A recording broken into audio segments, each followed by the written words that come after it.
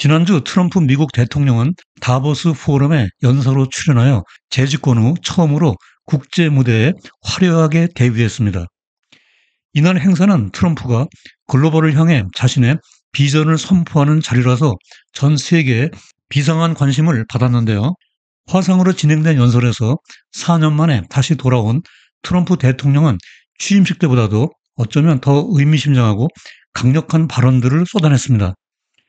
특히 트럼프는 관세를 압박하는 가운데 국제 유가 하락을 촉구하고 물가를 낮춰 글로벌 금리를 인하하겠다는 재집권 기간 동안에 글로벌 마스터 플랜을 밝혔습니다. 따라서 오늘 포커스 네트워크의 주제는 트럼프 다보스 선전포고 파월 의장의 선택지는입니다. 오늘의 이슈 포인트는 글로벌 신삼저 시대의 선언, 유가와 기대 인플레이션, 그리고 연준 중앙은행 중립성 분석 등의 순서로 살펴보도록 하겠습니다. 자, 이제 영상을 시작하기 전에 구독과 좋아요 부탁드리고요. 오늘의 상세한 이야기 속으로 들어가 보도록 하겠습니다. 안녕하세요. 포커스 네트워크의 우보 박사입니다. 해마다 스위스 다보스에서는 세계경제포럼 WEF 연차 총회가 개최됩니다.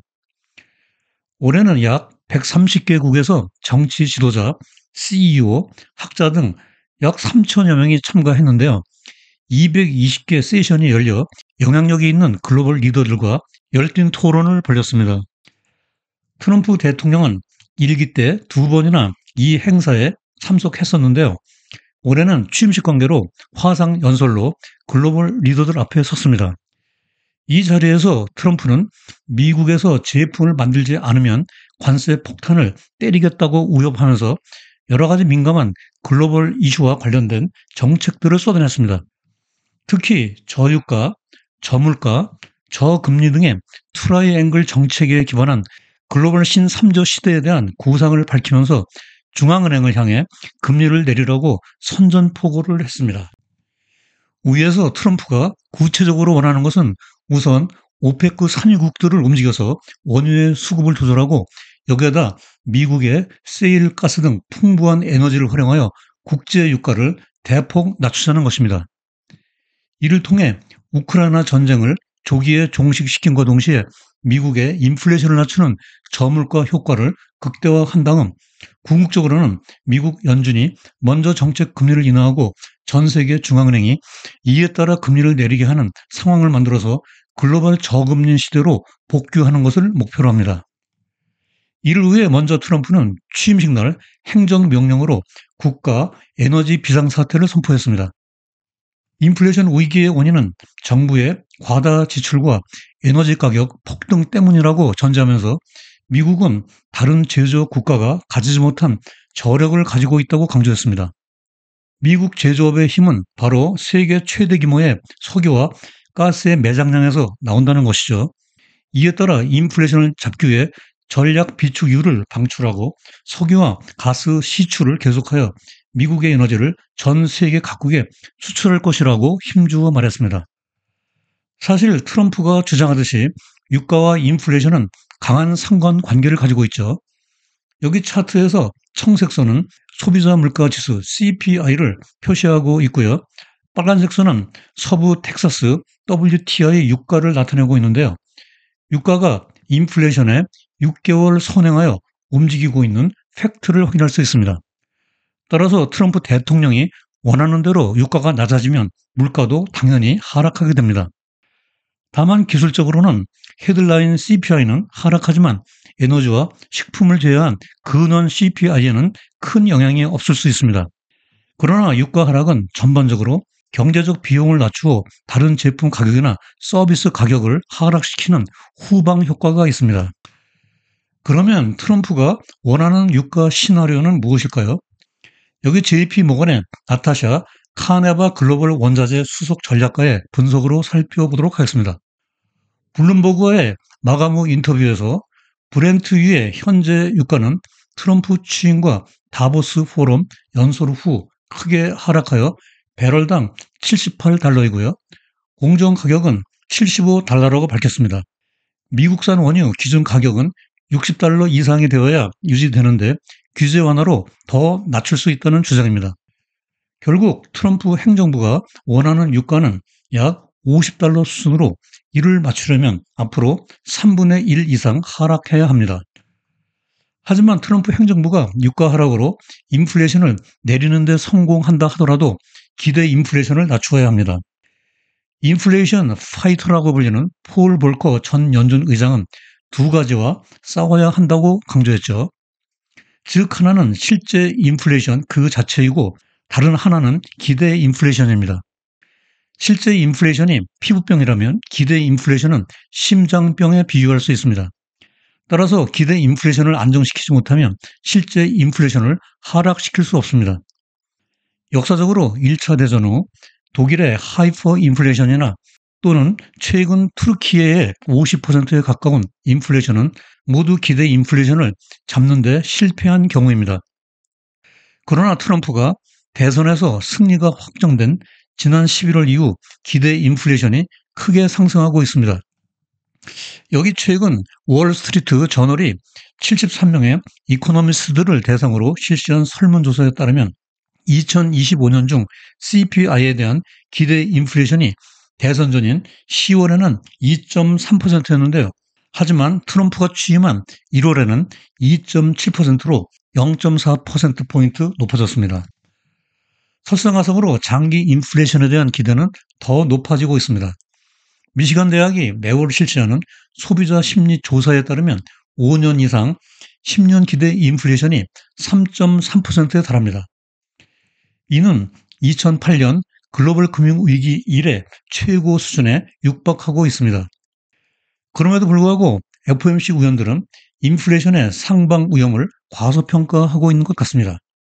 파월 의장도 금리 정책의 초점이 인플레이션에서 노동시장의 하방 위험에 맞춰져야 한다고 여러 번 강조했죠. 더군다나 트럼프 공약 정책 모두가 언제라도 인플레이션 압력을 촉발시킬 위험이 있어서 긴장의 끈을 놓을 수 없습니다. 더군다나 트럼프 행정부는 4년 전 1기 때보다 매우 다른 거시 경제적 환경에서 출발하게 됩니다. 팬데믹 이후 갑자기 급등한 인플레이션에 대해 일시적이라고 오판하여 연준의 대응이 늦어져 기준금리를 5.5%까지 끌어올려야 했습니다. 결과적으로 1기 트럼프 취임 때는 CPI 2.5%, 기준금리 0.75%에서 시작했습니다. 반면에 근본 2기는 CPI 2.9%, 기준금리 4.5%로 물가와 금리가 크게 높아졌습니다. 더군다나 35조 달러에 달하는 연방정부 부채를 떠안고 출발해야 합니다. 한편 트럼프 대통령이 다보스 포럼에서 미국 내에서 생산되지 않은 제품에 대해서 관세 폭탄을 때리겠다고 으름장을 놓았잖아요. 일단 현재로서는 관세가 외교 정책적 협상 수단으로 사용되고 점진적으로 시행될 것이라는 전망이 우세합니다. 중국산 수입품에 대해 60% 관세를 부과하겠다고 위협했지만 시진핑 주석과 잘 지낼 것 같다면서 대선 기간 때보다는 한층 더 유화적인 제스처를 보내고 있습니다. 그러나 IMF가 분석한 여기 이 자료에 따르면 트럼프의 대선 승리 후 미국의 통상 정책에 대한 불확실성 지수가 2018년 대중 무역전쟁 이후 최고 수준에 달하고 있습니다. 따라서 국제 유가가 트럼프가 원하는 대로 떨어지는 세상이 빨리 오지 않는 한 연준이 정책 금리를 내리는데 한계가 있을 수밖에 없습니다. 이전에 여러 번 설명했던 피셔 효과를 기억하시죠? 이 공식에서 기대 인플레이션이 여전히 높고 텀 프리미엄이 상승하면 명목 정책 금리를 인하할 수 없습니다. 이 그래프에서 60%에 가까운 옵션 트레이더들은 금년 중 단 한 번의 금리 인하를 예상하고 있습니다. 오히려 금리 인상에 베팅하는 트레이더들도 25%에 달하고 있습니다. 이러한 결과는 트럼프가 구상하는 저유가, 저물가, 그리고 저금리 등의 트라이앵글 목표와 명백히 상충하고 있습니다. 그럼에도 불구하고 트럼프 대통령은 다음과 같이 말합니다. 야후 파이낸스의 보도에 따르면 트럼프는 금리 인하를 연준에 요구할 것이라면서 파월 의장과 충돌을 암시하고 있고요. 블룸버그는 트럼프가 파월 의장보다 금리에 대해 더 잘 알고 있다는 발언을 했다고 보도하고 있습니다. 글쎄요, 과연 2012년부터 연준의 이사, 2018년부터 의장직을 맡고 있는 파월보다 트럼프 대통령이 금리에 대해서 더 많이 알고 있을까요? 더군다나 트럼프는 그림자 연준 의장, 섀도우 페드 체어를 제안하여 파월의 권한에 도전장을 내기도 했습니다. 대선 캠프에서 트럼프의 자문관이었다가 재무부 장관 후보로 지명된 스콧 베센트도 같은 제안을 했습니다. 이에 대해 야데니 연구소를 이끌고 있는 에드워드 야데니 박사는 이것이야말로 재앙의 조짐이 될 것이라고 우려하고 있습니다. 중앙은행으로서 연준의 독립성을 분석해보면 위에서 야데니 박사의 우려를 좀 더 깊게 이해할 수 있는데요. 여기 골드만삭스의 자료에 따르면 미국의 연준의 독립성은 세로축에서 실제 독립성 지수가 거의 1에 가까울 정도로 높은 편이나 가로축에서 법적 독립성 지수는 0.3 정도로 낮은 편에 속하고 있습니다. 반면에 독일이나 스웨덴의 중앙은행 독립성 지수는 실제적으로나 법적으로 매우 높은 수준입니다. 그 이유는 1913년에 미국의 연방준비법이 의회의 입법으로 제정되었고요. 독일과 스웨덴은 중앙은행 독립성이 헌법으로 보장되어 있기 때문입니다. 더군다나 이 두 나라는 EU 조약에 의해서도 규제를 받고 있습니다. 하지만 미국의 연방준비법은 상하원에 합의만 있으면 언제라도 개정할 수 있습니다. 지난 대선에서 공화당이 상하원을 모두 수입함으로써 그러할 가능성이 더욱 높아졌습니다. 한편 최근 연준의 정책 금리의 예상 경로가 이 차트의 점선 1개월, 3개월 전보다 검은색으로 표시된 실선처럼 높아졌습니다. 주 요인은 트럼프 정책의 기대 인플레이션이 높아졌기 때문입니다. 2026년까지 4%가 예상되고 있고요. 페드워치에서 이번 주에 열리는 FOMC에서 금리 동결이 확실시되고 있고 2026년까지 3.75%까지 하락할 것으로 전망되고 있습니다. 한국에서 구정 연휴가 있는 이번 주는 미국에서 여러 가지 이벤트가 많은 슈퍼 위크입니다. 글로벌 중앙은행들의 통화정책 회의와 미국 기업들 어닝 시즌이 하이라이트에 달하기 때문입니다. 수요일 29일에 연준과 캐나다가, 목요일 30일에는 유럽중앙은행 ECB가 금리 결정 결과를 발표하고요. 29일과 30일에는 매그7 중 테슬라, 마이크로소프트, 메타, 그리고 애플이 4분기 실적을 발표합니다. 또한 12월 개인소비 지출 PCE와 4분기 GDP 속보치 등 경제 데이터도 많이 쏟아집니다. 증시가 또다시 역사적 신고가를 갱신할지, 장기물 금리의 방향성이 어떻게 움직일지 면밀하게 모니터링하면서 투자 전략을 업데이트해 나가시기 바랍니다. 자, 이제 오늘 영상의 끝순서로 주요 내용과 시사점, 그리고 투자자 관점에서 유의사항을 포커스 포인트로 정리해 보도록 하겠습니다. 첫째로 트럼프 대통령은 다보스 포럼 화상 연설에서 글로벌 신삼조 시대를 선언했다.